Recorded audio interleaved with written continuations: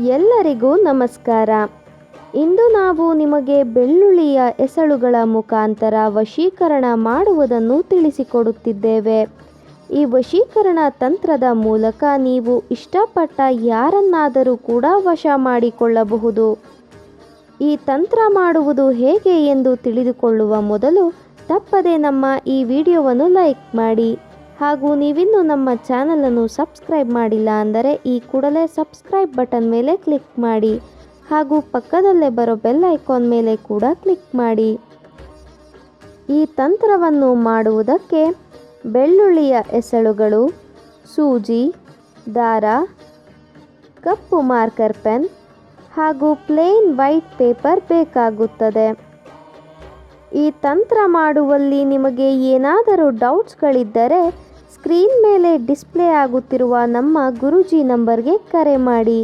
ನಿಮ್ಮ ಎಲ್ಲ ಡೌಟ್ಸ್ಗಳನ್ನು ಕ್ಲಾರಿಫೈ ಮಾಡಿಕೊಡುತ್ತಾರೆ. ಈ ತಂತ್ರವನ್ನು ನೀವು ಮಂಗಳವಾರದ ದಿನ ರಾತ್ರಿಯ ಸಮಯದಲ್ಲಿ ಮಾಡಬೇಕು.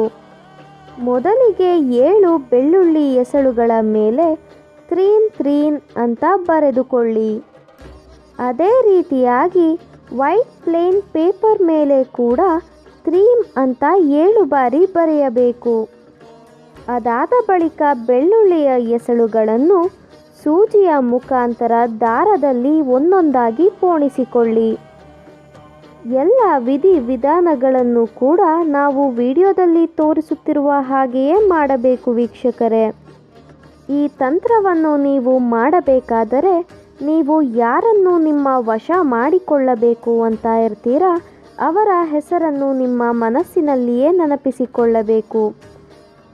ಬೆಳ್ಳುಳ್ಳಿಯ ಎಸಳುಗಳನ್ನು ದಾರದಲ್ಲಿ ಪೋಣಿಸಿದ ಬಳಿಕ ಅದಕ್ಕೆ ಒಂದು ಗಂಟನ್ನು ಹಾಕಬೇಕು.